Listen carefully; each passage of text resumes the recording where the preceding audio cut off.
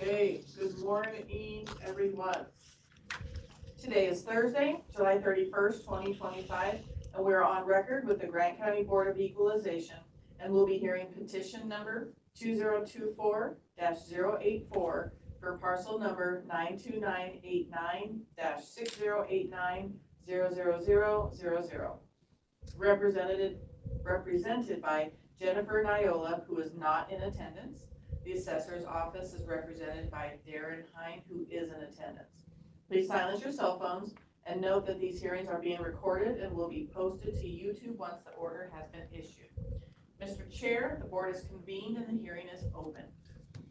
Hearing today is regarding the true and fair value set by the Grant County Assessor's Office. The Board of Equalization is independent of the Assessor's Office. We are 3 citizens appointed by the Grant County Commissioners and trained by the Department of Revenue. Today's board is comprised of myself, Jim Brinkville. Actually, it's Marge Steinmetz, not Rosa Decker, and Jerry Gingrich. We have reviewed all evidence presented by both parties. This hearing is only to provide any additional oral testimony. No new evidence may be submitted at this time. Remember, everyone's time is valuable. Please try to keep to the timelines. Please address the board only. Does the assessor's representative swear the testimony you're about to give is the truth? Yes. And since there's no appellant, I'll let you go first. Okay, you guys all have the information. With the appellant's petition, no sales were provided. I did speak with her, which you can see in her response. No sales were provided, and as I explained to her on the phone, we didn't have sales to support what we call standalone manufactured homes, which are non-title eliminated manufactured homes. In the past few years, there has been a market for that, which created a negative adjustment, but without sales in her neighborhood, we didn't have anything to create a market adjustment. Therefore, we reverted to the cost approach, which is base cost less depreciation. So there's no market adjustment like she's had in the past few years. It's strictly what the house is worth according to Marshall and Swift and according to what we've observed when physically inspecting.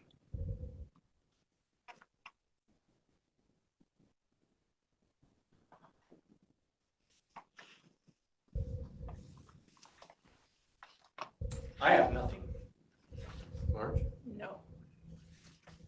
I've got to go back here for a second. Hang on.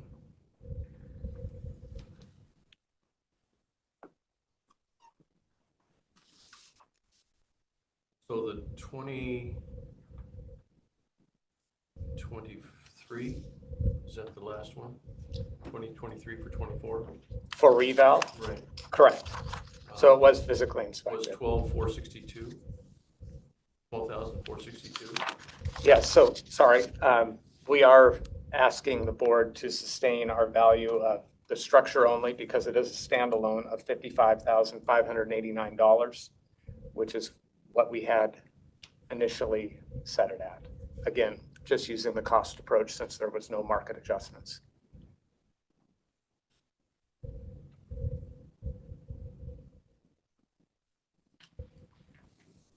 And Jim, were you asking if last year's value was the 12, the value I'm sorry. Right. that she is petitioning? Right. And I believe that it is. I don't have that. 12,462 is last year's true and fair value. Yeah. Yeah. Sorry, I misunderstood. No, that's fine. I guess my question is, it's gone up, what, 43,000? Mm-hmm. If you were to look at what she submitted in her petition, which was taken off of our county website, when she placed that home on that land, standalone manufactured home, there was no market adjustment. It was assessed at $53,335. Right. And then the following in 21, 22, and 23, and 24, we did have a market for standalones that showed a negative market adjustment. However, this year, we did not have that. So we reverted back to the cost approach, which is the only thing we really can do. And if you look at what we have it assessed at $55,589 versus where it was without a market adjustment back in 2020, was only $53,335. So we're, after 5 years, or 4 years, 4.5 years, we're looking at an increase of only about $2,000. And part of that reasoning behind the low value coming to today, we're held by statute to be at 100% market value. In the past, and part of what changes from year to year is policies and things that we look at. And when looking at not only the standalone, but another way to look at this is separate ownership. An ownership of a manufactured home that doesn't own the land that the manufactured home sits on. So it's more apt to just leave than typically when we have manufactured homes with the same ownership as the land, they're going to sell as a package. They tend to leave less. And so we have plenty of sales of those. But when we have somebody who owns a manufactured home on land that isn't theirs, more and more those are then being sold elsewhere. The land sold without the manufactured home. And so the sale price for those tends to be different.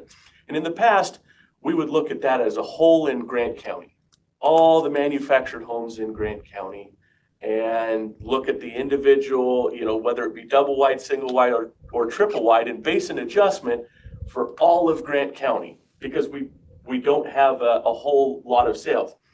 The problem with doing that is we have a hard time tracking whether or not those were good arm's length transactions when those sales happen. We have places in the county where there's a lot of just cash sales that aren't really reflective of the true market value of the manufactured home. And so we looked at consolidating that like we do our other market adjustments to the neighborhoods that these structures are in. And do we have sales of manufactured homes that are good qualifying sales to support any adjustment, whether it be negative or positive? And we did not have the necessary sales to make that determination. Again, policy change from last year where we're looking at the whole county. When you look at a whole county, you've got, maybe 15 sales of these separate ownership manufactured homes, which is a lot of sales. But if you were then to take that compared to all the double wide manufactured homes that are separate owners in the entire county, that number now looks like a whole lot less in comparison to all of those manufactured homes. And so to stay consistent with how we value our other properties and keep that in a neighborhood, that change we felt needed to be made to hold to that consistency. And so with the lack of sales, to make any adjustment, any negative or positive adjustment, with that lacking, we needed to revert back to the cost approach so that we could do our best to get to 100% true and fair market value and what that would be.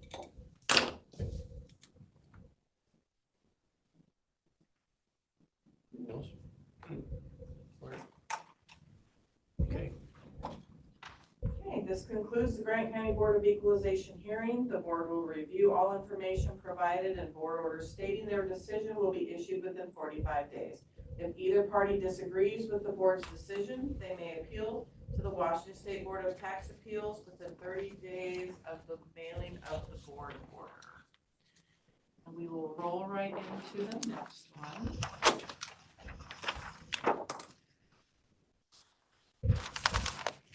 The next petition we are hearing is petition 2024-097 for parcel number 33735-121-656-003, represented by John Mills, who is not in attendance.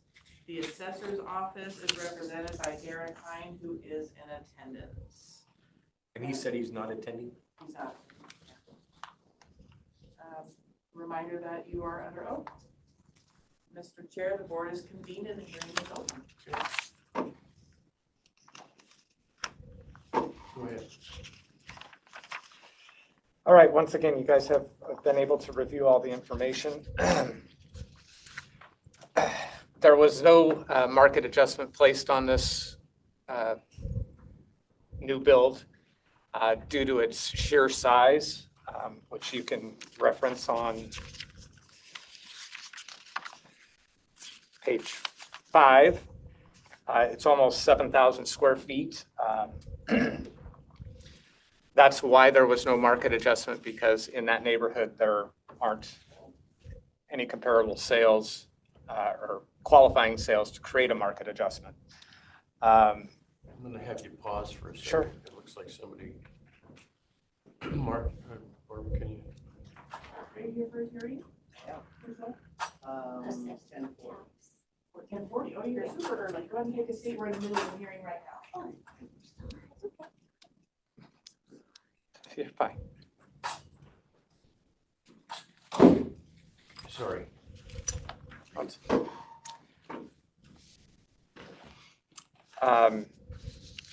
Since there was no market adjustment placed on this due to its sheer size and no comparable sales in the neighborhood, we went again with the cost approach, base costs, less depreciation. This is a new build. The appellant did supply three comparable sales. However, none of these three were in the appellant's neighborhood, but I did place it into a sales comparison grid just to take a look, even though we're not required to do that.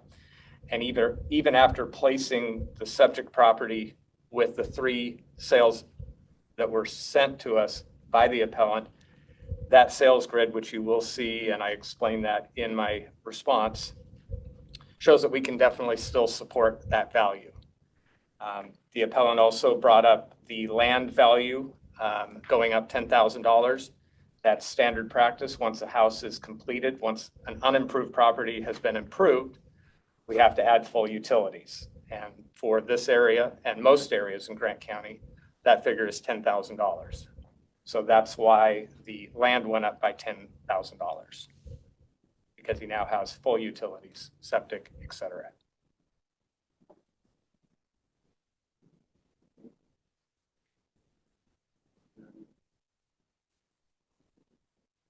Your value is 1.362502, is that what?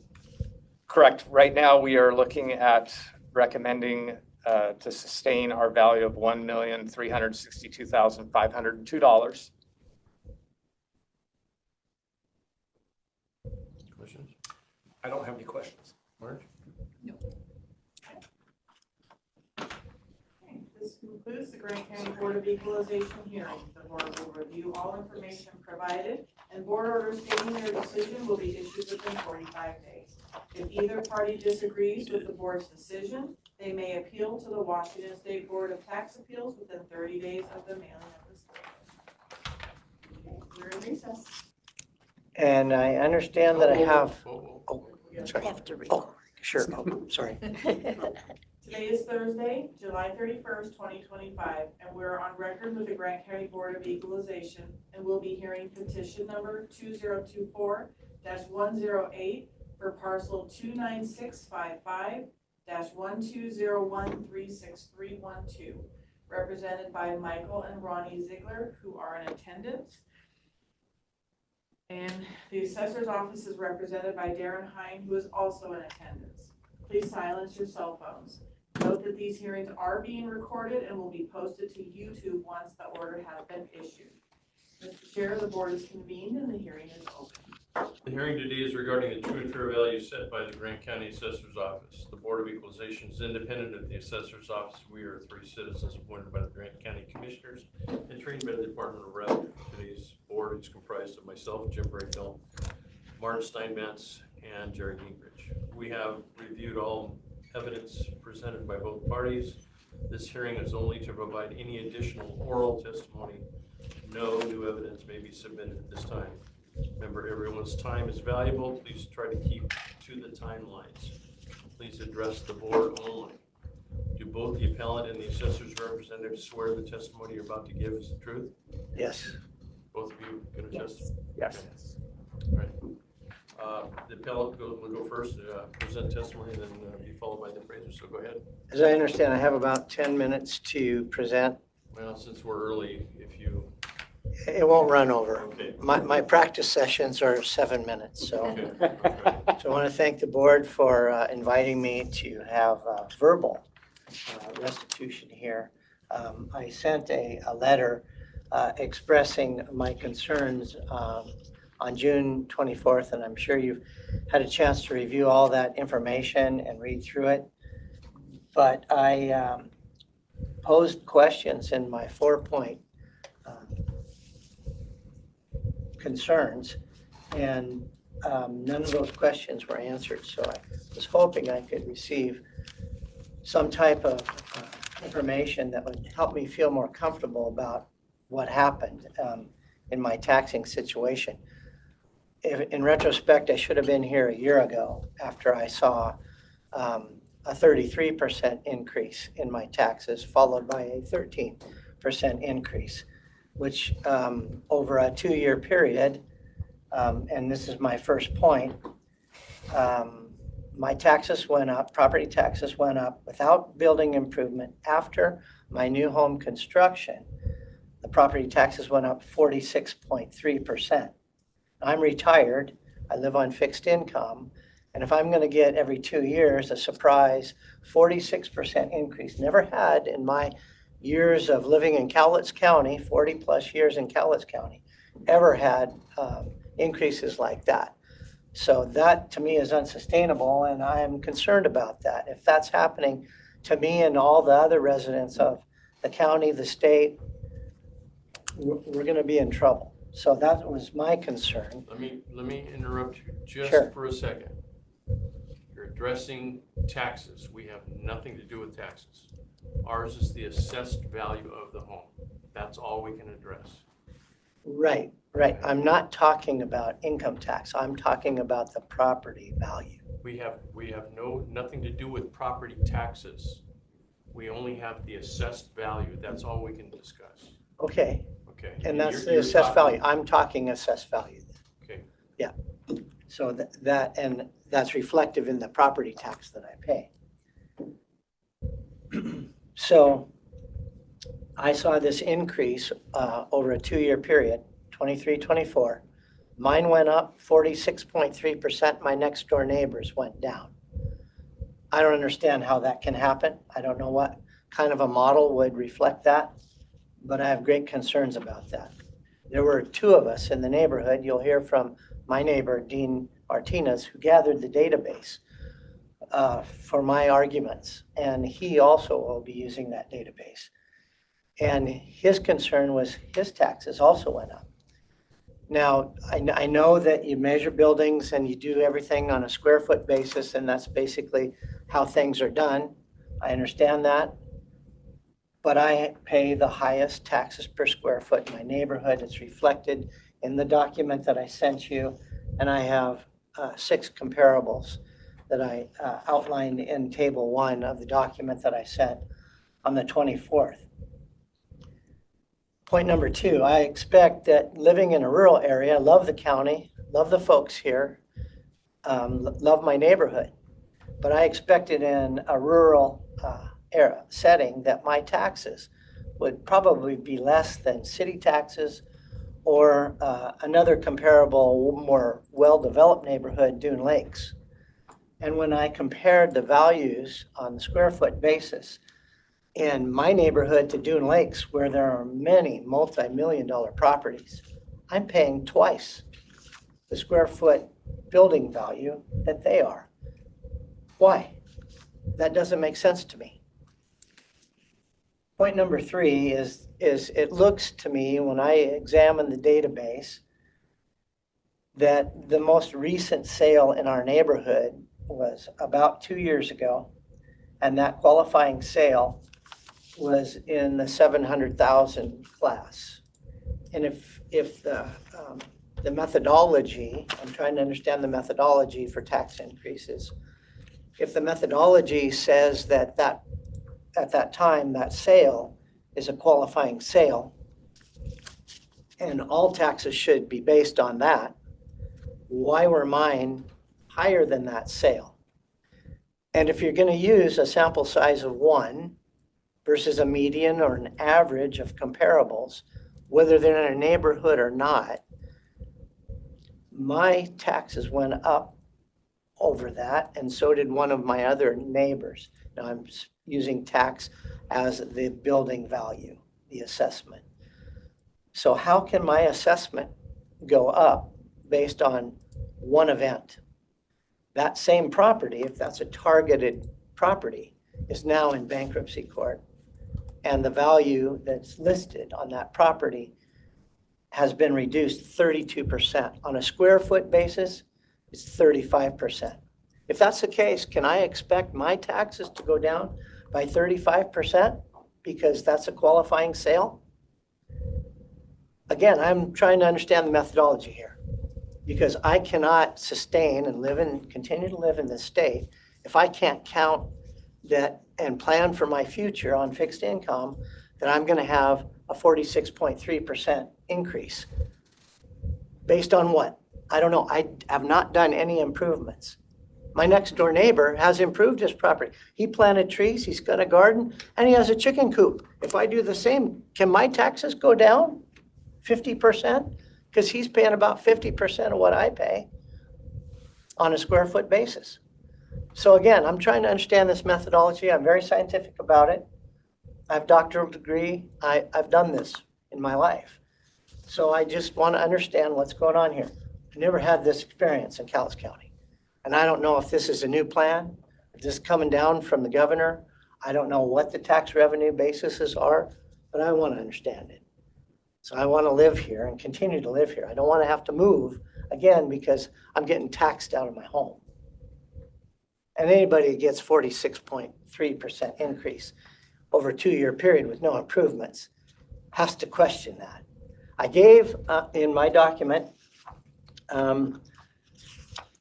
since this is a revenue gathering stream, and it's important. It funds schools, it does a lot of great things, but it has to be balanced and it has to be fair. And I don't find it to be fair, and I don't find it to be a prudent way to tax. So that's my biggest concern, and I'm hopeful that you can answer my questions about how this methodology works. I can address the board, please. Yes, yeah.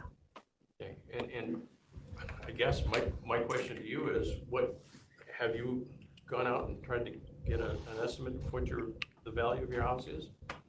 Well, I have a value of my house, but I don't know if that's relevant. I think, valuation on a square foot basis, I'm concerned about the huge numbers. It's a huge bell curve. And it requires not just a square footage basis. That's what you do.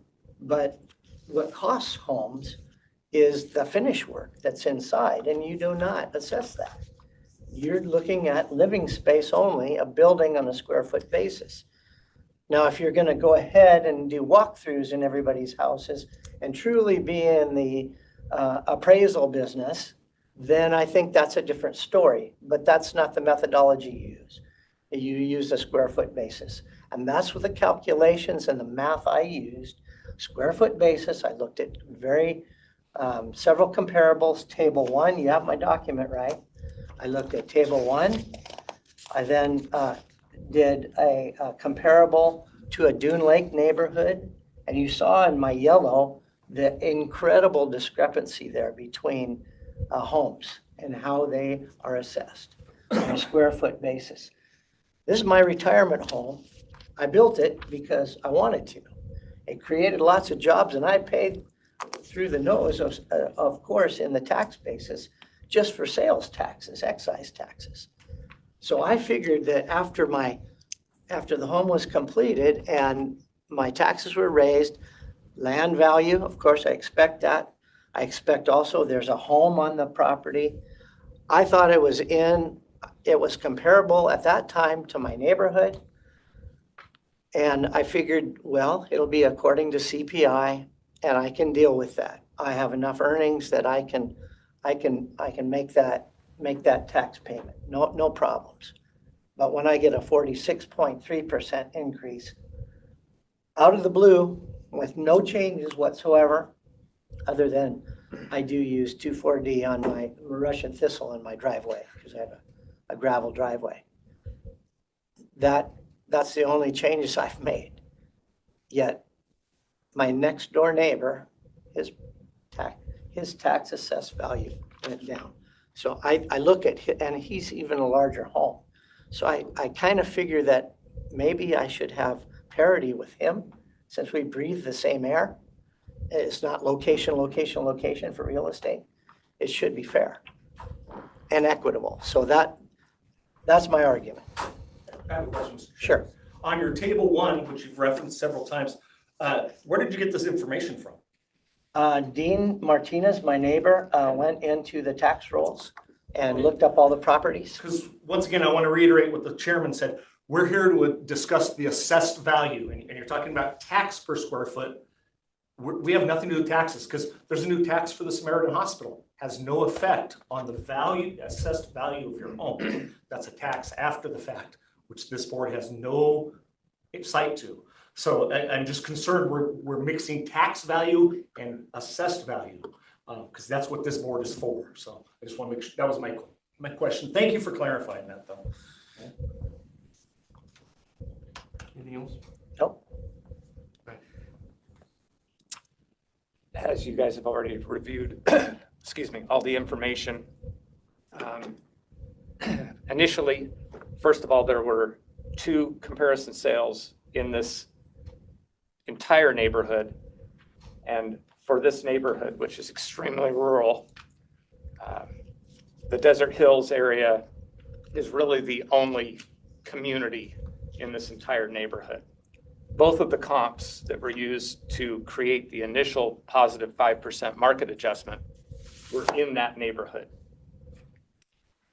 After reviewing both the appellant and Mr. Martinez's petitions, the chief appraiser and I realized that these were overbuilds for that community, for the neighborhood in general, which is a massive neighborhood. We decided that 5% market adjustment for that square footage of home didn't make sense. So we removed that. Therefore, we are going straight off of Marshall and Swift, base cost, less depreciation. As far as all of the square footage is concerned, one thing that was neglected when collecting that square footage was quality of build, age of build, which would lead to depreciation, and then those that are out of the neighborhood, which are set by the assessor. Those 3 things don't come into any play when it comes to the square foot. Dollar per square foot, not taxable square foot. Again, it's very basic here. What was given to us as far as information is concerned is irrelevant. It comes down to the fact that we removed the market adjustment even though we had more than one sale in that community that set that market adjustment. Once they petitioned, once the appellant petitioned, we removed that 5% and we're going strictly off of base cost, less depreciation. Also, there's a few other things when it comes to the quality and age of the home. It also depends on, are we talking about a 5,000, just for a number, let's say 2,000 square foot home that is a single family residence, 1 story, versus a 2,000 square foot home that is a 2 story. It costs less per square foot to build up rather than out. And Marshall and Swift accounts for that. Anything else? What, as a follow-up? Mhm. So the data that I have on a square foot tax assessed valuation is irrelevant? No, Address the board. Yeah, well, that's what I heard. So I'm addressing the person Okay. that stated that. So I guess my data isn't important. It's irrelevant.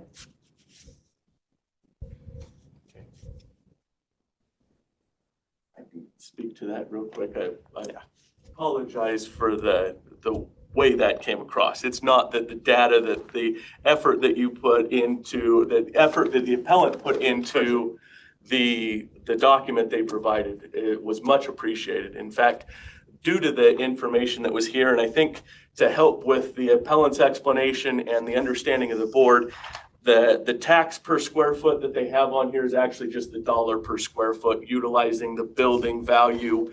It is the dollar per square foot. It does pertain to taxes, as was stated earlier, but that's really what it is. So don't look at it as they're talking about the taxes. They are talking about the actual value, dollar per square foot. And that is noted and appreciated. And they had, after review of the information, there were a couple of properties that needed to be adjusted, that our square footage that was carried over from our former system was incorrect. On both of these cases, the value would have increased. And so we made those corrections, and we're very thankful that the information and the data was provided, so we were able to catch those, make those corrections for next year. But it's the policy of the office that if a change is made that would cause an increase in value, we're not going to send an additional tax bill out to you for this year. We're going to make those changes moving forward. And so I will go back and change the terminology. I think the intent of the comment was not that the information provided is irrelevant, because it's very relevant. I think that the intent was that the information provided doesn't reach a level to point. There's a lot of information on other people's properties, assessed values of other people's properties, and that doesn't meet the level that shows that there was an error in the way we valued the property. And so although there is information, it doesn't meet that level. And so there wasn't a lot of time taken in rebutting the information. The points that were noted, the quality makes a huge difference in overall cost to build. That's a big factor. And so when you look at the list on the evidence that was supplied by the appellant, on the very end you see the class. That's the quality of the home. And you've got homes that are good quality, and then you've got homes that are average quality. That makes a huge difference in the overall dollar per square foot when a house is being built.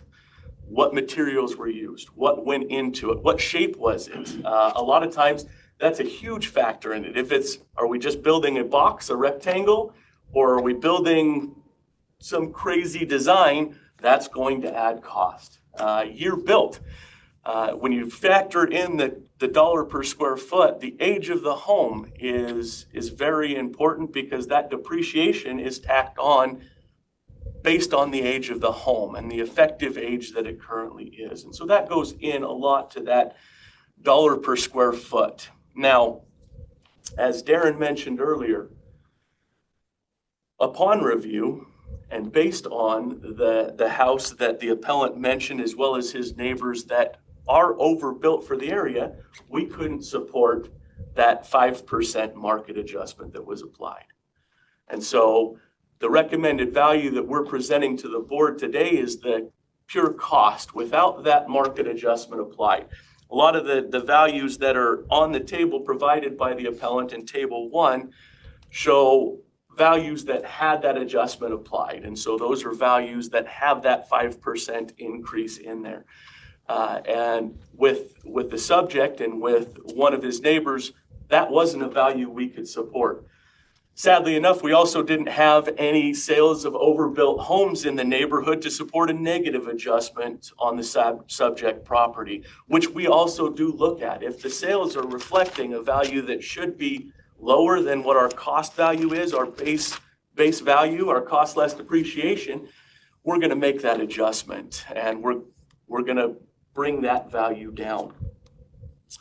I think it's also important to note the two sales on the second page of the appellant's value. If you use the same methodology that the appellant used in calculating the dollar per square foot for our values, and you do that same methodology, removing the value that we have from the land on that first sale, leaving what is assumed in this methodology is the value for the building and structure on that first sale, it comes to $318.78 per square foot, which is vastly higher than the square footage that the appellant is valued at as his base cost.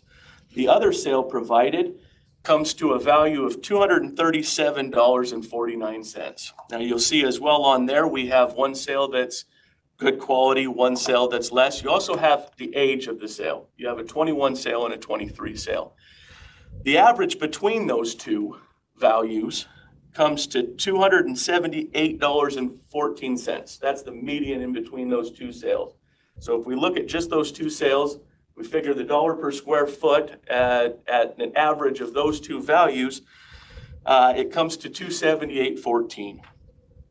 The subject property and our recommended value, utilizing the square foot, and again, the information provided, much appreciated. We have the square footage off, and there needs to be an adjustment bringing that square footage up. Although that would cause an increase in the overall value, we're not going to do that for this year. We will apply that to next year and correct that square footage. We've got the plans, and there appears to be just an offset from the scan that we've got of the house and the garage, and so we want to make sure that we get that accurate. We don't always get to see what it looks like inside. Most of the time, all of our reviews are outside and based on outside measurements, and sometimes that garage wall and where it sits is a little bit off, and we have that information off, and we want to get that correct. And so we'll be making that correction, but if we value our current value, if we take our current recommended value that we're recommending, I believe comes to roughly, and I've got, apologize, I wrote it down, but I must have wrote it down on a different piece of paper. But I think it comes to roughly $260 or $271 a square foot. So underneath that median between the two sales provided. Now, again, as was stated earlier by Darren, the larger a house gets, the lower the dollar per square foot. 2 stories also make a difference. If that square footage is going up, there's a lesser dollar per square foot to go up than there is to go out. And so there's going to be fluctuations in the dollar per square foot, and that needs to be taken into account. When looking at the last page that the appellant provided, there's a couple of things that I want to clarify. The home that was used as what the value should be based on if looking at that neighbor's property. I think it's important to note that neighbor's quality is also average, which is less than the subject property. It's larger, so your dollar per square foot is going to go down on a larger home. Your dollar per square foot overall value doesn't, unless you've got other things reducing that square foot like you're built. But once you get larger, it does go down dollar per square foot. But I do want to point out those things. Also, there's a comment, and I don't know where this information came from, that value dropped for this home in 23 and 24. The 22 value for the home was $557,030 for just the improvement, just the living area house, not the total value, but just the house.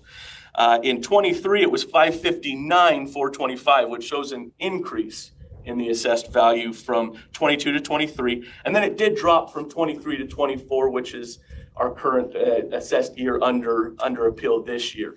There was a value drop based on the information entered into Marshall and Swift. And then when that information was applied, that adjustment, whatever adjustment, I'm unsure at this point if it received it did receive the 5% market adjustment that was initially applied to the appellant, but was removed. And so through all of the information, both provided by the appellant, it was very important and much appreciated getting this information, because it was able to catch some errors that we had on other properties, which we want the information to be correct. That is our desire. We want to base everything off of those same consistent standards. And if we have values that are incorrect, then it's going to show issues when you take a look at even dollar per square foot.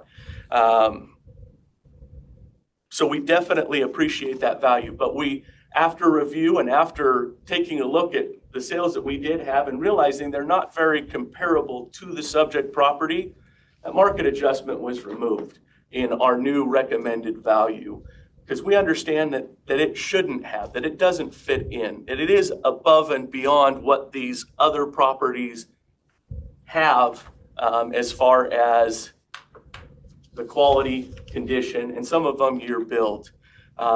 So we made the determination to remove that and rely solely on the cost to build using Marshall and Swift and basing it on the quality of the home, the year built, and the overall square footage. I have the same question for both sides. Where did you come up, sir? Where did you come up with the land value that you have written down here? And I'll ask the same question of the assessor's office. The land value? Yes, sir. You've got it down from what it has been in the past. My land value, I accept the lot value as it's provided from Grant County. I didn't reduce that lot value to 67.5. Yeah, I saw in one of the letters that I received back 67.5. I accepted the 77.5 land value. My concern was how are the assessments on the living space, the building values have such a bell curve distribution, even in my neighborhood. And these are largely new homes. They're all built in the last 5 years. Unfortunately, some of them were built during COVID and the costs were much higher. And perhaps that's where some of the values that the argument is that there's increased values because of that. I accept that. I'm just concerned that when my tax in 2022, when my taxes came out, I was comparable. I was maybe still classified a 4, but it was comparable to the other homes in my neighborhood. And I thought going forward, that would be great. I can budget that, it'd be fine. And the next 2 years, I mean, it was a lot of increase. I'm paying more for a smaller home that I left in Longview, Washington. And I'm concerned about that. Where does this stop? How do I plan as a taxpayer going forward when this happens? And what are my alternatives? That's my biggest concern, because I'm on fixed income. I don't need to ask the question if he's. Yeah, it appears to just be a typo. Okay. Yeah. Okay. All right. Okay, thanks. I do have one. Go ahead. Okay, so I would like to have a little clarification. Address the board. Oh, sorry. Sorry. When it's stipulated that our house and Martinez's house are overbuilt for the neighborhood, without entering the homes, how is that able to be determined? I understand maybe you go off builders' records or, things like that. But having been inside every house in our neighborhood, we have vinyl floors. Many neighbors have hardwood floors, mahogany floors throughout their homes. We have quartz countertops, but a long hallway of countertops are laminate. Whereas a lot of our neighbors in the houses that apparently are considered to be more average have quartz, granite, and even marble countertops. We have rock surrounding our home and a gravel driveway. Now, initially, sure, that rock and gravel was $30,000. However, many of the homes in our neighborhood that were built the same year or the year after ours have grass, pavement, poured curbings, swimming pools, poured surfaces and outbuildings around the swimming pools, even a pool house at Garza's. And so I just question, I understand that there is no doubt an equation upon which the devalue or that the value of the house goes down year by year.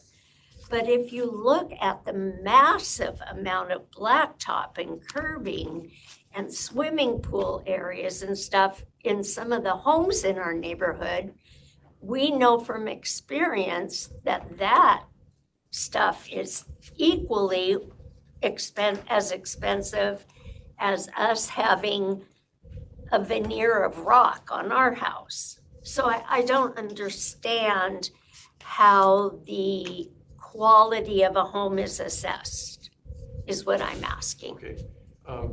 Let me ask you a quick question before we Okay. go any farther. Did either one of you try to get a hold of the assessor's office and discuss this information with them? No. Okay. Sure. And that was going to be my question. I mean, this board is here to examine the evidence presented. A lot of these questions could have been answered the moment you receive your change of value notice. You call them. And I'm not saying you're wrong, not prejudging in any way, shape, or form, but we encourage everyone to open that line of communications instantly. Yeah, that was my fault. I probably should have taken action. I've had a lot of items on my plate the last couple of years. And it just basically got away from me with travel schedules and business. Still had businesses operating in Cowlitz County, lots of things going on. So my fault on that. But I wanted to learn more about the potential for increases going forward. And I would like to open those lines of communication because I'd like to stay a Washington State citizen Sure. and continue to live in Grand County. I saw your. And just in response to that, we're more than happy to set something up and discuss and go over it. We want, and again, I hope it's noted, very much appreciate the information because we want the data correct. I did want to clarify, I wasn't sure exactly. I scribbled stuff down here and lost my train of thought when we were talking about the sales. If we apply that, the recommended value that we're recommending for the building and do the same methodology based on the two sales where that average came to 278, we're looking at $266.50 a square foot when multiplied by or divided by the 2980, the correct. It's closer to 270, 271 when utilizing the information we initially had for square footage, but utilizing that, the information provided in this evidence, our new recommended value is looking at that for the building structure. So, Did you want to? Yeah, I just would like to apologize for misspeaking to the appellants and the board. The use of the word irrelevant was not what I was insinuating. It's that the information was extremely helpful, and I appreciate Matt bringing that up for multiple other reasons. It just wasn't applicable to the value that we appraised the house at, the subject property. I just want to apologize for that. And you both, I mean, they haven't stated it yet, but you understand that number has dropped. Correct. And just to reiterate, Recommended. yeah, so our recommended value going forward is a land value of $77,500. The improvements, $794,179 for a total assessed value of $871,679. You have nothing else? I just see the system as being very flawed when nothing inside the home. Our home is a rectangle with a longer rectangle. It's very basic. The roof line is basic. If you go around our neighborhood, a lot of the homes have far more intricate. We built our other home too. We know what it costs to have all the gables and, you know, all the fancy roof lines. So I just still am having a really difficult time with the methodology of assigning a value or a, 1 through 5, the quality of a home.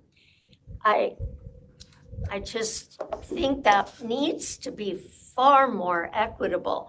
I've been inside the Dune Lakes homes of friends that are far more exquisite than ours. Now, given they are older, but there has to be an equitable way within the county to assess and therefore tax. I totally understand. I encourage you to reach out to your legislators, state level. This board is mandated by the Department of Revenue. We're governed. We can't change anything unless the Department of Revenue changes it. And Tom Dent, Judy Warnick, and Alex Zabar are our elected officials. I encourage you to reach out to them and discuss your plight. But we have to follow the law, right or wrong, not making a determination here. Oh, yeah. We have to review everything that was discussed. But that's how the laws get changed. And I would be happy to have a discussion with the appellants regarding how we come up Mass appraisal. with the mass appraisal and quality of build, rather than going over it right now. But I have that information. It has very little to do with the inside of the home. This is a Marshall and Swift standard again, but be happy to explain that at length with the appellants. Okay. Anything else?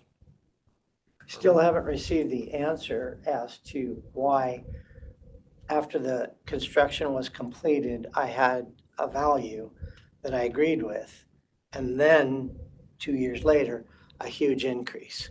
So I'm With still. no improvement. I can respond to that. Per DOR regulations, which we're bound by, we are required to assess at 100% market value. This was in reval. Once we went through and updated everything, there's new cost tables. Those get updated semi-annually. It just depends through Marshall and Swift. They are local to our area. So even with no improvements and no market adjustment, the replacement cost, less depreciation, those cost tables go up for the replacement cost. And then we take the depreciation off. So even with no extra improvements, they didn't build a shop or, put a pool in or anything like that, we're required to go at 100%. And again, since we didn't have a market adjustment, we removed it, our cost basis is where we're at. Can you address reval? Yes. So they understand. Yeah, so my apologies. We divide the county up into 6 different sections. We rotate every year between those 6 sections for physical inspection. There's about 68,000 parcels in Grant County, and each one of those 6 has anywhere from 18 to 20,000 parcels we have to physically inspect besides just land. When this reval 3, which was I inspected the property, in fact, I believe you were there, in, what was that? That'd be 23, 23, which was for 24 for 25 taxes. Once done with inspecting, we update everything in that sixth of the county that's in reval and make sure that everything's been updated. That goes for any new improvements, anything that's been demolished or condition has been degraded. And then that also goes along with updated cost tables for replacement cost, which is base cost, and then we take the depreciation off. I hope that explained it. Yeah, good for me. Are you satisfied now? Yes, and what's the depreciation schedule you use? It's from Marshall and Swift. Okay. Their depreciation schedule. 40-year, 30-year? Is it I'm different? for all? unsure. It's going to depend Different on than the, commercial property. yes, yep. Anything else? I'm fine. This concludes the Grant County Board of Equalization hearing. The board will review all information provided and board orders stating their decision will be issued within 45 days. If either party disagrees with the board's decision, they may appeal to the Washington State Board of Tax Appeals within 30 days of mailing of the order. Hey, good morning. Today is Thursday, July 31st, 2025, and we're on record with the Grant County Board of Equalization. And we'll be hearing petition number 2024-109 for parcel number 29651-1201-36308, represented by Dean and Heidi Martinez. Dean is in attendance. The assessor's office is represented by Darren Hine, who is in attendance. Please silence your cell phones. Note these hearings are being recorded and will be posted to YouTube once the order has been issued. Mr. Chair, the board is convened and the hearing is open. Hearing today is regarding a true and fair value set by the Grant County Assessor's Office. Board of Equalization is independent of the Assessor's Office. We are 3 citizens appointed by the Grant County Commissioners and trained by the Department of Revenue. Today's board is comprised of myself, Jim Brankville, Marge Steinmetz, and Jerry Gingrich. We have reviewed all evidence presented by both parties. This hearing is only to provide any additional oral testimony. No new evidence may be submitted at this time. Remember, everyone's time is valuable. Please keep to the timelines. Please address the board only. Do both the appellant and the assessor's representative swear the testimony you're about to give is the truth? Yes. The appellant will go first and present any testimony, then will be followed by the appraiser. Go ahead. Thank you. First of all, I'm not here to denigrate the job that Darren Hine has done, as well as Mr. Hope. I know Darren to be a respectful person, and I've had several conversations with him about my assessed value, both on the phone as well as through email. And at the end of all that, I think he kind of encouraged me to be here today. So the reason why I'm here is simply because when I received my assessment, there was a bit of a wow factor. And the reason for that is because my property has increased in value about 60% over the last 5 years, starting at $550,000 in 2020 up to $900,000 or so or more recently. That's a large increase. And so with that, I spent a lot of time trying to understand that, both in conversation with Darren as well as gathering my own data. And I believe you have the spreadsheet of the data that I put together. And this data, what I had a tendency to focus on was actually my building value, simply because that's kind of an apples to apples comparison when you look at homes rather than the actual lot value, as well as other improvements, buildings, pools, and whatnot. And with that research, I found a lot of discrepancies, and I had a lot more questions than answers. In that, my main answer is, okay, what I was trying to answer was, is this value appropriate for my home in comparison to other homes? And I can't say yes. to that. And I had the benefit of listening to the previous homeowner and some of the questions there and some of the answers there. And it just leaves me with some more questions. So I know that in my conversation with Darren, he used the term qualifying sales, and those are listed on the bottom of my spreadsheet here, the 215 southeast baseline, the 66 southeast baseline. And I have to say, first of all, there are people that overpay for houses just as well as they overpay for cars. And this Smith house is in foreclosure now. It's been sitting vacant for several months now because she immediately went underwater in that home. It's I don't even know where they're at with that foreclosure. It's sitting vacant. For a 2,000 square foot house, 740,000 is way high. But that happens from time to time. So what I did in my research is I tried to find other homes of comparable and comparable sales. And it's difficult to find homes that sell for $1 million in Grant County. On my spreadsheet, there is one.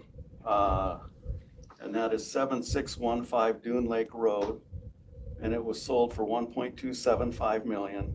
It has a little bit better build class at 4.5 rather than 4, which is what mine is listed at. And as you look at the breakdown there, that home is in Dune Lakes. Dune Lakes is a much better development in terms of quality, build quality, as well as location. There are homes on the lake. This particular home is on the lake. It's probably the best lot in Dune Lakes, in my own opinion. But if I look at the building value, it's $858,000 in comparison to mine at $888. And what raises that sale price is the actual lot value at $285,700. And so I take a look at that, and I looked at all these other properties in other areas. I used to live in the Ridgeview area. I've been inside a lot of these homes. I know some of these homeowners. And when you look at the data, if you took my house and you put it in Dune Lakes or Ridgeview or Laguna, it would be valued at much less than what it is today, based on the comparison values in the spreadsheet. And I know that one of the issues I believe that we have here is that this is a new development. This development is out and literally in the middle of nowhere, which is why I built there. And there's 29 lots, only 16 homes have been built on those lots. I heard the comment that my house and Mr. Ziegler's house is overbuilt, but I was the fourth house there. And when I was the fourth house there, I wasn't overbuilt at the time because there's a house that's bigger than mine on the other side. It's actually valued at $140,000 less, and it's larger. And so there are houses in that development that definitely wouldn't be built in Dune Lakes or Ridgeview because of the covenants. They're much more restrictive in those areas. Yes, these are 2.5 acre lots. We are actually only permitted to water 1 acre on each of those 2.5 acre lots. That's the limit, the permit limit. I only know that because I've been involved in that too. So,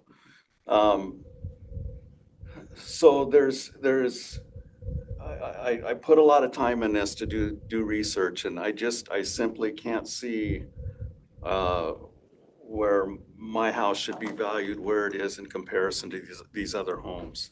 And like I said, I know that there was a comment on the actual square footage number here, but the assessed value is the actual building value column there.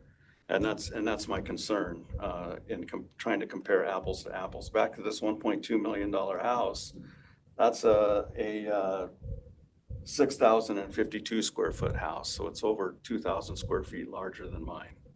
And the value is $858. So I simply am concerned about the process. It seems like there's some subjectivity to it.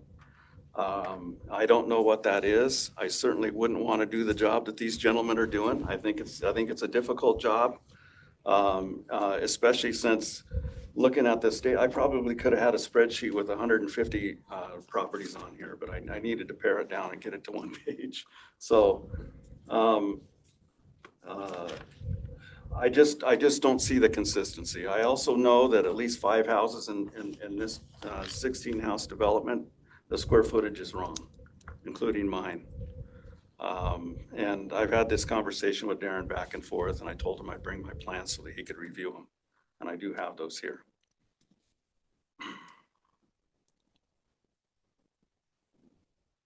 Anything else?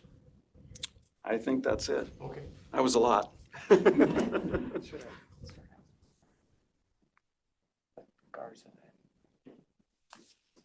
we can get to it. All right. Again, the information that was provided by the previous appellant and Mr. Martinez was much appreciated. It did help us to find some issues within that actual community. Doesn't really apply to where we're at with Mr. Martinez's actual value. The information that he provided on his spreadsheet, which, thank you for paring it down, but it's very helpful. But after reviewing this, we've got a few issues with most of these. Year built, once again, depreciation has not been taken into consideration with these. When you're dealing with a 2019 build versus a 2007 build or a 2002 build or a 1998 build that are in different neighborhoods. So they've received different market adjustments, sometimes negative market adjustments, because we follow the market in each neighborhood every year. We do this annually for our change of value notices. Just as with the previous hearing, once we took a look at the build versus the 2 comparable sales that were utilized, and that's not including Smith, which again we can talk about that. And one of the sales that was used just recently sold for it sold for $554,571 on April 1st of 2022. It sold this month, if I remember correctly, for $715,000. That wasn't utilized in creating that +5 market adjustment. It just shows where the market's at for this community in this neighborhood. Because of the neighborhood, which we discussed earlier, this is the only community, for lack of a better term, rather than using the term neighborhood, in this entire neighborhood. But it is in this neighborhood. Now that might change down the road. I don't have any control over that. But these 2 sales that created that market adjustment that we removed are in this actual community. So it doesn't get any better when it comes to comparable sales. They're right there. And there's nothing else in the neighborhood. That is enough to create a market adjustment. But again, after reviewing, we removed that market adjustment because of the size of the home, the size of the attached garage. It didn't fit in with the comparable sales. So we removed the market adjustment and are therefore recommending going forward with the base cost less depreciation, which after removing that market adjustment, it's $77,500 for land, $872,628 for the improvements, for a total of $950,128. I did make attempts to come out and measure. Dean has been very willing to speak with me. Unfortunately, we were unable to get the plans prior to this hearing. More than happy to look at them afterwards in case we have an error with actual living space versus garage space. You'll see in my response One of the issues that Mr. Martinez had was the fact that it's measuring from the outside, because we don't go inside, that his attached garage doesn't have square walls. Well, we accounted for that, and it's in our sketch on my response. So whenever this was in new construction, when it was being built, whoever the appraiser was at that point in time was able to actually measure out the fact that this isn't just a rectangle garage. Now, does that need to be updated based off of the plans? Possibly. More than willing to look at it. Unfortunately, it didn't happen before the hearing, but that's something that I'm more than happy to do moving forward for next year. Do you have anything? I'm just going to follow up on that. Part of our policy is that not only do we need, is it helpful to see the plans, but plans do change. Mr. Martinez did send in a snap of the plans and the square footage, which is great. And we're not saying that that's not exactly accurate and what it really is. But for us, we not only need to see the documents, but be able to verify that it does in fact match. Same thing with any conditional issues. Getting the pictures is nice, but we need to verify that the conditional issues are there.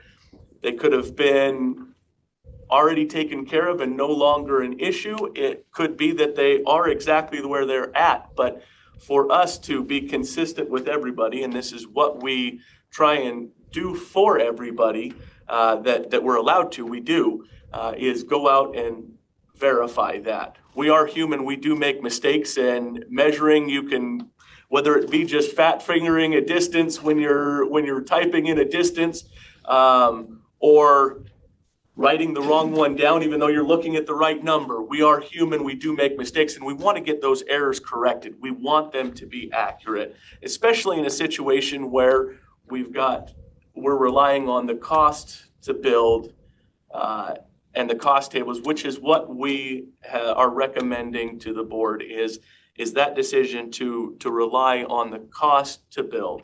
As Darren mentioned, there are a lot of things that go into that. I really wish, I don't see on the evidence provided, I see the property that's mentioned, but I don't see the sale of the property. So we haven't had an opportunity to review that. It is outside the neighborhood, but had it been comparable, it is a much older home. Had it been comparable, it would have been something that we would have looked into and potentially made a determination if it reflected that. I also don't know when the sale was. So without having the sale information in the evidence provided, it's difficult to know and to be able to look into that and see if it truly is a comparable sale. We understand, especially, and I mentioned earlier, the word overbuilt. A lot of times we use that in a situation like this when we take the properties and we put them in a sales comparison grid. We have sales, but according to the sales, this house is different. It's an outlier. It's overbuilt. It's different than, whether it be because of quality, doesn't necessarily need to be that it's larger, but it could be a completely different quality. There's something about it that sets it apart from the market. And we realized that, and we made that change because of it being different and an outlier and not comparable. And so that reflected that the cost was the value that we needed to go on and not the market adjusted value. But we do know that there are houses that are different. And so we tend to look at sales in the neighborhood that might reflect a different value. We stick within the neighborhood when we're looking at sales, but in situations where we have an overbuilt house, a larger house, something that's above and beyond, if we can find a comparable property that truly is comparable to the subject that did sell, we can utilize that. We can take that information into account, put it in a grid, and adjust for that information. But as that is outside of our neighborhood, it's not typically something that was done. And as we didn't have it in the evidence provided, we weren't able to review that, so I can't speak to what that would look like, put in that sales grid and compare to apples with the subject property. But we are recommending that the board sustain our new recommended value, which is that cost to build, as Darren said earlier.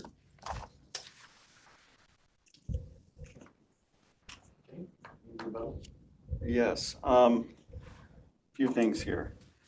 So if my house is an outlier or overbuilt or, whatever we want to call it in the neighborhood, why wouldn't we look outside the neighborhood to look at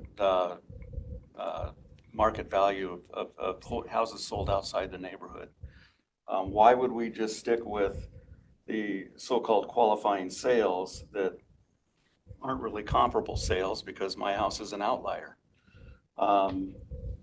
And number two, when it comes to the living space, I think our discrepancy is the fact that I have a couple of storage rooms off of the garage. One isn't even accessible from the garage, it's accessible from the outside. So it's essentially a storage shed that's a part of the house that's built into the plans, as well as I put a wall up to segregate the mechanical systems from the rest of the garage, just to keep the debris and whatnot out of the mechanical systems. It's the furnace, the water heater or the water softener, the hot water heater, and the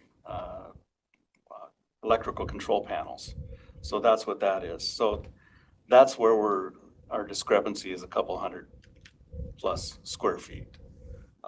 And that's here on the plans. I didn't bring a copy. I didn't submit a copy of the entire plans. I thought that was just too much. That's why I just sent a picture, and I figured we could go through that here. So my question is, why not look at other houses when you have an outlier here and you have a very small development, a new development that isn't developed yet completely? And I know that this has happened with other developments. This happened in the Dune Lakes development between 15 and 20 years ago. And a lot of them showed up to this hearing because their property values were skyrocketing. And after that happened, they started to subside. And I see that happening in this development. And if you look at this data, most of my neighbors should be here too. That's my assessment here. Within this data, there's two gentlemen named Workman. They're brothers. They built the same exact house with the same exact floor plans at the same time with the same builder and the same materials of construction, and their houses are $37,000 valued differently. So I look at these things and it once again brings more questions. That's it. The two instances you just pointed out, the Workmans, they're identical, except one shows that he added a pool and a shop, the other one does not. I'm comparing just the house value, just the building value. Okay, I see what you're saying, yeah, thank you. Yeah. Thank you for that clarification. They should be different based on that, the total assessed value should be different because one Workman has a pool and a big shop there, but they're the same house. Admittedly, one of them shows a very poor paint color. Once again, opinion. Am I right? Several opinions. Sorry, Jim. If we have nothing else, we already have our 11:20 online, so he's waiting. If there's nothing else, I don't want to rush anything, but if you have nothing else, or do you want to address what he just, either one of you? I can try and speak briefly to the overbuilt and why we didn't go outside the neighborhood. It was our understanding at the time the market adjustment was applied that they weren't, that there was no difference, that the market would support it. And that goes to our mass appraisal. When we take a small sample, the sales in a neighborhood, and apply that value to everything that fits within the mold, on the outside, that fit. After further review as part of the appeal process, we realized that wasn't the case. So what we can do, because the market in the subject's neighborhood did not match, we can reliably rely on the cost to build less depreciation, which is one of the approaches to value that we can use. So that's the reason for not going outside to find additional sales. We're saying, because going outside and finding additional sales could have supported a larger, may have supported a larger adjustment. We tried to follow the same consistency that we applied to everybody else in that. And when we found through that sales comparison grid, based on the two sales, the subject did not fit in that range, we removed that market adjustment. So that was the reasoning. Yeah, I just don't know how it could have been increased if you looked outside. When I showed you a comparable sale, a house that's 2,000 square feet larger that is valued at less than my home. So that's an actual comparable sale. So Where was the sale in that was the one I mentioned at the beginning in Dune Lakes. Did you provide it in the? It's on the was it spreadsheet. provided in the evidence? It's on the spreadsheet, yeah. But the sale price and the information on the sale? I can give it to you. I have it here. Okay. And that would be the reason why that was not reviewed, is because we were reviewing the evidence provided and the information that was provided by the appellant, not everything about all of the subjects and any potential sales that were there. Okay. Anything else? Barbara? Okay, this concludes the Grant County Board of Equalization hearings. The board will review all the information provided, and board orders stating their decision will be issued within 45 days. If either party disagrees with the board's decision, they may appeal to the Washington State Board of Tax Appeals within 30 days of the mailing of the board order. Thank you. Thank you so much again for being here. We really appreciate it. Thank you. I appreciate your work. I don't want your job. I know, and I chose it. Yeah, I know. Can you believe it? Once Dean found out that I was They've got a hearing in the assessor's office, he's like, oh, you've gone to the dark side. There's only one. After being a mortgage guy for There's so long. only one profession that's hated worse, and that's my profession. I'm a dentist. Yeah. So, yeah. We're in the same boat. Okay, thanks again for coming in. Yeah, and we'll. Are you going to meet with Darren afterwards? Is that what you? Well, we can either do it now after I get done with my hearings. It's going to be a little bit. But otherwise we can talk on the phone and we can get together in the future. It's not going to affect anything for now. Okay, yeah, I'll come see you. Okay, that sounds great. Schedule a time later. Okay. Bring these. We'll go. Sounds good. Perfect. Tell Heidi hi. I will. Okay. Thank you for your time. Thank you. Thank you so much. Okay, just a quick notification to Mr. Guyland, and I apologize if I said that wrong. You've been promoted to, he'll be rejoining as a panelist, so here he comes. Okay, Mr. Guyland, can you hear us okay and see us?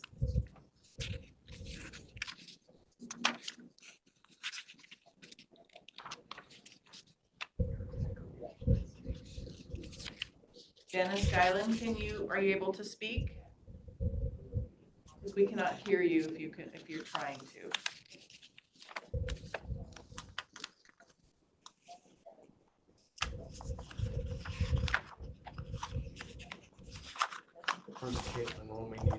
She's listening right now. They're working in the cloud. Okay, Oh, there we go. We can hear you yeah, now. it's been a long time since I've done a Zoom. We're gonna turn you up. I really need to- quick. Thank you. Oh, yeah. We're gonna do this sign-in sheet here real quick. Give us just a moment, please. Can we do a test? Can you say test, Mr. Guyland, real quick? I turned up the volume. Now, okay, what was that again? Yeah, I just wanted you to speak so we can hear you. Perfect. Yeah, I can hear everything fine. We couldn't hear you at first, and that's why I had to turn up the volume, so now we're good. Sorry about the overrun.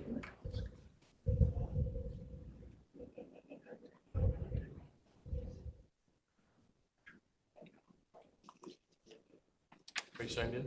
Yep.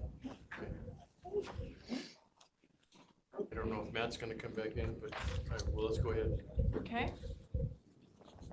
Today is Thursday, July 31st, 2025, and we're on record with the Grant County Board of Equalization, and we'll be hearing petition number 2024-122 for parcel number 34221-121956006, represented by Dennis and Barbara Guyland, and Dennis is online right now. And the assessor's office is represented by Darren Hine, who is also in attendance. Please silence your cell phones and note these hearings are being recorded and will be posted to YouTube once the order has been issued. Mr. Chair, the board is convened and the hearing is open. The hearing today is regarding the true and fair value set by the Grant County Assessor's Office. The Board of Equalization is independent of the Assessor's Office. We are 3 citizens appointed by Grant County Commissioners and trained by the Department of Revenue. Today's board is comprised of myself, Jim Breakbill, Marge Steinmetz, and Jerry Gingrich. We have reviewed all evidence presented by both parties. This hearing is only to provide any additional oral testimony. No new evidence may be submitted at this time. Remember, everyone's time is valuable. Please try to keep to the timelines. Please address the board only.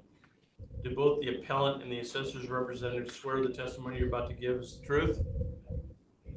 Yeah. Yes. The appellant will go first, present any testimony, then will be followed by the appraiser. So, Mr. Galen, go ahead. Well, first, I'd like to apologize for kind of wasting everybody's time. When I did this appeal, I was looking at things a little different, and after receiving the actual package from Darren on how it was assessed, I understand that. I still don't agree with the value on my house due to the fact that I honestly don't believe I could sell my house for what they have it valued at right now. And it was hard for me to locate, and it basically because of my inability on the computer stuff to find comparable sales. So I went off of the actual tax assessments for similar houses in my neighborhood, and I noticed that there was a big discrepancy in the values.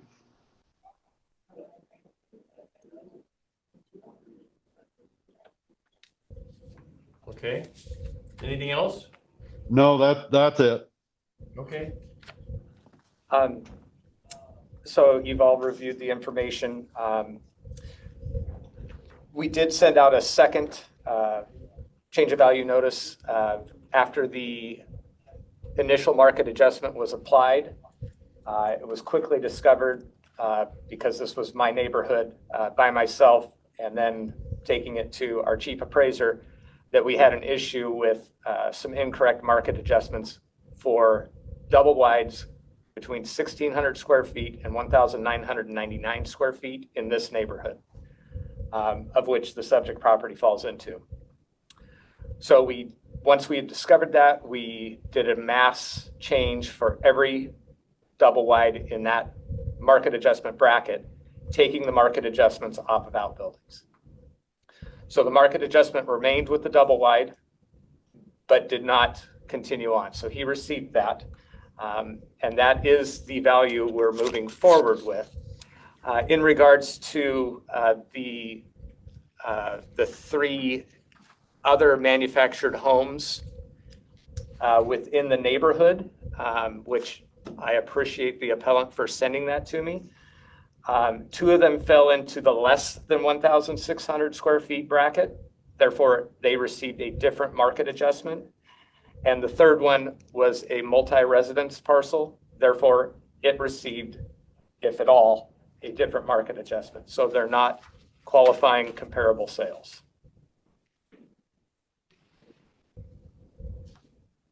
Any rebuttal, Mr. Gillen? No, I understand that. I didn't have all the information I needed before I filed this appeal. And I guess one of my questions is the neighboring properties, which are basically junkyards, do they have any effect on my appraisal when I know that it will affect if I decide to sell? I can address that. When it comes to the market, first of all, we do not assess fencing, landscaping, beautiful yards versus junkyards. Okay, We don't assess unless we see a market if you are right next to a landfill. If you were right next to a landfill and we could see sales that would create a market showing that that is harming the sale of land or land with improvements, then that is something we would take into account. But if we do not see sales supporting a change due to landfills, cesspools, junkyards, we don't have the ability to make an adjustment. We're required by the Department of Revenue to set our market values based off of the market at 100%. okay. Anything else? No, I don't have anything else. Any questions? No questions from me. Thank you, Dennis. Thank you. This concludes the Grant County Board of Equalization hearing. The board will review all information provided, and board orders stating their decision will be issued within 45 days. If either party disagrees with the board's decision, they may appeal to the Washington State Board of Tax Appeals within 30 days of the mailing of the board order. There we go. Today is Thursday, July 31st, 2025, and we're on record with the Grant County Board of Equalization, and we'll be hearing petition number 2024-136 for parcel number 71599-312605000, represented by Clark and Lynn McAlevey, thank you, who are in attendance. The assessor's office is represented by Darren Hine, who is also in attendance. Please silence your cell phones. Note these hearings are being recorded and will be posted to YouTube once the order has been issued. Mr. Chair, the board is convened and the hearing is open. The hearing today is regarding a true and fair value set by the Grant County Assessor's Office. The Board of Equalization is independent of the Assessor's Office. We are three citizens appointed by the Grant County Commissioners and trained by the Department of Revenue. Today's board is comprised of myself, Jim Breakville, Marge Steinmetz, and Jerry Gingrich. We have reviewed all evidence presented by both parties. This hearing is only to provide any additional oral testimony. No new evidence may be submitted at this time. Remember, everyone's time is valuable, and we apologize for the late start. Please try to keep to the timelines. Please address the board only. Do both the appellant and the assessor's representative swear the testimony you're about to give is the truth? Yes. Both can testify? Just her? Just me. Okay. Yes. The appellant will go first and present any testimony, then will be followed by the appraiser. Go ahead. This past year, we've received our notice of an increased value change from $220,000 to $440,000. And of course, like many others that values increase, we were a little shocked. So of course, I got onto the property search and I started searching all of my neighbors. And I got onto Zillow and I looked up mobile homes on acreage and the sales, how much they sold for. And then I also went in and I looked at what their new values were compared to last year. I have submitted, do you all have the 3-page Excel spreadsheet that I submitted? Okay, our property is number 1. And if you look down, you will find highlighted in yellow the dates and the purchase price of 12 different properties. You will also, if you look over to the far right, if they're highlighted, it will show you the difference in their property values from last year to this year. Some increased, majority of these that sold went down in value. So I was a little shocked where I have not sold our home. We purchased raw ground 30 years ago. We put a double wide, we built a 2-car garage. We've put a couple of outbuildings on it. I'm on 2.5 acres. That's all I have on there, a couple little lean-tos. To find that people that actually have sold, and we have proof of what they bought it for, why are their values going down? When in Grant County, I'm personally been looking at selling and looking for a new home. The prices since COVID have skyrocketed. I don't care what size mobile home you have, what size house you have, everything has skyrocketed. So I don't understand why anybody's property is going down, while some of ours is almost doubling. That is my question. If you look on here, lot number, I'm going to start with number 2. They're my neighbor. I have a map that I also submitted that will show you where my property is. My husband's parents subdivided this property. This is the McAlevey plat. All of our lots are identical. They're either 2.5 or 5.5, but we all butt up to each other. So we're number 1. We're just right here. Number 2's right behind us on the corner. Why are we valued $154,426 less? Or they're valued $154,426 less than I am. They're on 5 acres. I'm on 2.5. They have the same size mobile home. It's a 1989, where ours is a 1995. Not much difference in years. They have a 2-car pulled garage, but also on the other 2.9 acres right next to them that they also own, has a big pull shop. So I would like to know why such a huge difference in property values. The next door neighbor to them, number 3, 2.5 acre lot, same size as ours. Granted, our home is much nicer, so yes, I agree ours should be more, but they paid almost $350,000. Their value went from $221,000 down to $174,000. That went down $47,729, while mine doubled from $220,000 to $440,000. Grant County has them assessed $175,898 less than what they just paid for it, March 31st of 2023. Number 4,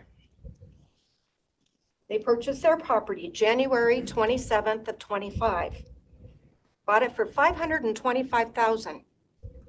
Their assessment did increase from $267,994 up to $372,364. They were increased $104,000, but they are still assessed $152,636 less than what they paid for it in January. Property number 5, purchased it November 26th of 2024 for $660,000. Their property did increase $131,640,000. They are still assessed $203,788 less than what they paid for it. If I were to sell our property, I've had 2 realtors look at our property, and they figure maybe 425, and if we're lucky, maybe 450. We, given that figure, are only assessed $45,000 to $70,000 less of what we might get for it if we sold. Currently, there's almost 500 houses, 460 houses on the market. Housing markets are down. And that's if we get that. Let me just jump to number 12. They purchased their home April of 2025 for $419,000. Grant County have raised their assessment to $464,400 $414,000. They didn't even sell it for what Grant County had them appraised at.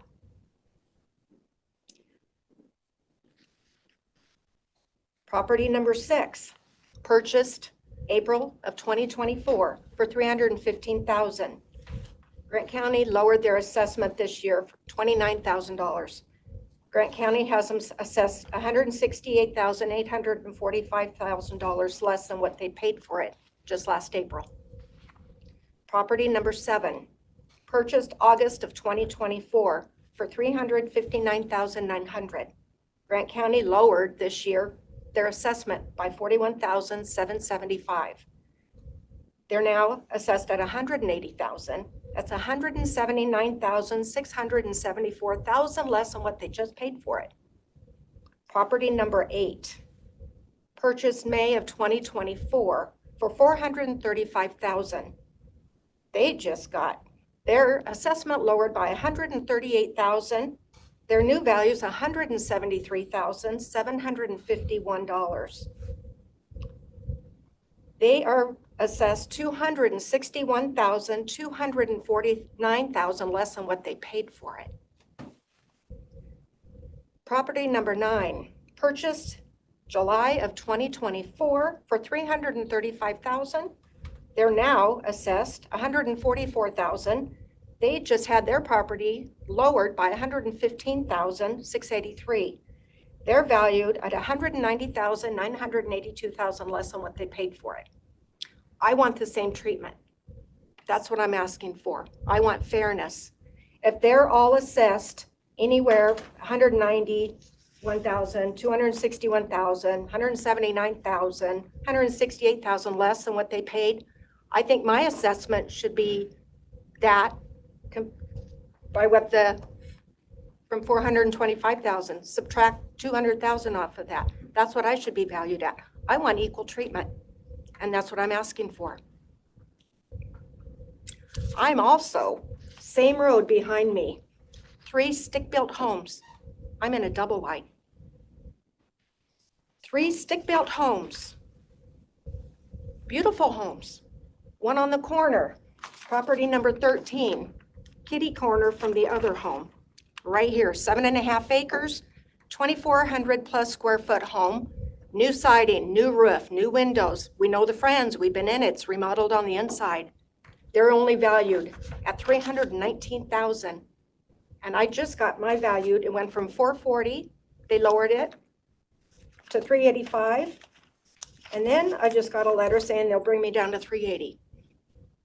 Still $380 versus a stick-built home, 2-story, they're only at $319. Down the road, 2,900 square foot home built in 1988, 3,200 square foot shops on 5 acres. They're only valued at $372,556. Zillow has them valued at $680,000. My neighbor on the corner I just spoke about is valued on Zillow at $520,000. Down the road, picture, this one makes me sick. Beautiful home, 2-story, it's an older home, built in 1963. It's been remodeled, beautiful shop, it's got brick on the bottom, 2 paved driveways going in. They also have a garage, beautifully manicured landscaping. They're only valued at $297,789. I can't even get insurance for mine through State Farm because I'm in a mobile home. So I should not be assessed higher than stick-built homes. And these are right behind me. This is why I'm here. I'm not here to say I'm not going to get $380,000 for my home. But my God, looking at what Grant County has done to all these other homes and bringing them down in value, I want the same treatment. Thank you for listening. First, I want to start by saying that I've had many discussions with the appellant. She's been absolutely wonderful to work with as we go through this process. We are required by law through the Department of Revenue to assess at 100% market value. Market value being what this property could sell for if it was for sale, based off of current sales of similar and like properties. We're chasing the market. So when we're looking at sales, and I'll go through all of the appellant's sales in just a moment, we're looking at sales within 5 years. There are cutoff times, which we'll discuss later. But we have to follow these things, and we follow the market. Sometimes it might be year built, and we'll just use double wides as an example. Sometimes it might be year built, if that's what the market's showing. Sometimes it's square footage, which in this case was the fact for the sales for this year's change of values notice, 24 for 25 taxes. So we follow the markets. After taking a look, and thankfully the appellant got in contact with me pretty early on, and that was one of the people that helped us figure out, just like the last hearing that we had, that the market adjustment, the positive market adjustment, was applied wrong to double wides between 1,600 and 1,999 square feet in this neighborhood. Therefore, we removed the market adjustment off of the detached garage and tool shed, which is how we qualify those. After discussing that again with the appellant, she decided that she still wanted to see it through, and I said, let's do it. I mean, by all means. So after receiving all the hard work that Lynn put into this, now I'm going to go through all these. I'm going to skip number 2 for now. I'm going to go over the actual sales that were provided, and then I'll get back to number 2 if that's all right with everyone. So we're gonna start on her. We're going to start on number 3 Her evidence. of her evidence. Okay. That manufactured home was under the 1,600 square foot break for our market adjustment, so it received a different market adjustment. Number 4, the sales date, although being very recent, was past our cutoff date, which is April 30th of 2024. We have to have a cutoff date, and that is also in a different neighborhood. So we're not even dealing with a manufactured home within the same neighborhood, which we're bound by. Sale number 5, past the cutoff date. Now, all these that I refer to as past the cutoff date, whether they're in this, well, we'll just deal with this neighborhood. Those are going to be utilized when we work on this 25 for 26 market adjustments. And we'll follow the market once again. It might be the same square footage. It might be different square footage depending on what the market shows. It could be year built. Number 6, under 1,600 square feet, different market adjustment. That's where the break was. Number 7, sales date was past the cutoff, under 1,600 square feet. Sale number 8, past the sales cutoff date and in a different neighborhood. Sale number 9, past the cutoff date, also in a different neighborhood. Number 10, initially, I thought that would be something we could take a look at, but it was an estate sale, and DOR will not allow us to use that as a qualifying sale. Number 11, under 1,600 square feet, and number 12, past the sales cutoff date. And again, just to reiterate, all of these that are in this neighborhood that are past the sales cutoff date will be utilized in creating market adjustments for this year for 2026's taxes. Going back to number 2, this property, and I physically inspected this property the minute the appellant brought it up. I'm like, oh yeah, I know that property. It is right there. So I dove into that. It was sold in 1992, but she does raise concerns as to why is it being assessed so much lower. It is in the bracket for the positive market adjustment that the appellants received. So it is in the neighborhood and should have received the same market adjustment. However, with our new software system, it did assign that positive market adjustment, the same that the appellants received, but it wasn't correctly applied within the system. So that is an outlier. They should have received the positive, but per policy, that will be adjusted next year, depending on what the market adjustment is, but we're not going to raise their taxes for a mistake with our system. Excuse me, raise their assessed value because of an error within our new system. And I apologize for that. It was out of my control. And once I looked at it, I spoke with the chief appraiser and we're like, well, you're just going to have to explain what happened. And that's what happened with that one. As far as stick-built, they're not comparable. We follow the markets on stick-builts, and the stick-builts are broken down, again, depending on what the market shows, square footage, 1-story versus 2-story. It just depends on what we see from the sales that are qualifying. And again, we can go back 5 years for those, but of course we always look at the most recent ones first and make sure that they fit through our testing process before we proceed with our mass appraisal process. So all of that being said, the new recommended value that we're moving forward with, because after, let me stop for a second, after going through taking that erroneous market adjustment off their outbuildings, I then placed it into the sales comparison grid.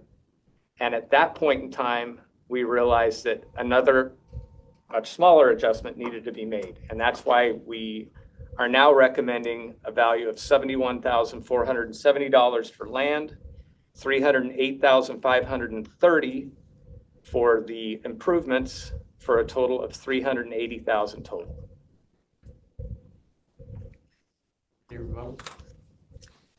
Yes, actually. It would be really nice if Grant County, when citizens like myself come forward and we want to pull evidence on our own, are given the parameters in which to do so. It's very frustrating to come here and find out I should have been looking for a certain year of sale or a certain square footage of home. So that should not be allowed. I've put a lot of time and effort into this. A lot of my comparables came from a realtor here in Moses Lake. So even the realtor didn't know that they needed to stay within a certain area. So I find that a little disheartening. It's kind of hard to be on the same even page to fight about this if we're not given the correct rules in which to do so. So I don't know how much plainer I can get. Moses Lake, my son's 36 years old, our son, can't afford to buy a home. My nephew as well. And they both have really good jobs here in town. Since COVID, every housing price has gone up. You can look at the crappiest looking house out there and you're looking at least $300,000 for it. So I have a really hard time looking at this and seeing all the yellow where all of these places have lowered their value when every house in Grant County has gone up. So I keep a beautiful home, very well manicured. It's gorgeous. The outside is. Take very good care of it. And a lot of these places that I've looked at that have their value down, they've got crappy looking yards. They're not mowing their weeds. I'm surrounded by homes that are like that. And I watch theirs go down and mine's going up. And I have a hard time believing that because you take care of it, it doesn't, I think it's counting, to be honest with you. And rightfully so. If you're looking for a house, you're going to zone in on the nice looking ones. You're going to think, oh, you can get more money for that. So I just want to be treated the same. And I'm not seeing that that's happening. So thank you. I'm in agreement with the appellants in regards to making sure that when they are petitioning, that they are given more information as far as being able to provide more sales. Because as she stated, she put a lot of time into this. But if she doesn't know that the break was at 1,600 square feet, and we did discuss that, but it wasn't keyed in on. It should be something in writing, in my belief, so that they know what sales they should be looking for, instead of spending time on, and a lot of time and research into this. I'm in agreement with that. Other than that, I'm bound by what I'm supposed to do by law, and that's where we're at. Anything else? No, thank you. This concludes the Grant County Board of Equalization hearing. The board will review all information provided, and board orders stating their decision will be issued within 45 days. If either party disagrees with the board's decision, they may appeal to the Washington State Board of Tax Appeals within 30 days of the mailing of the board order.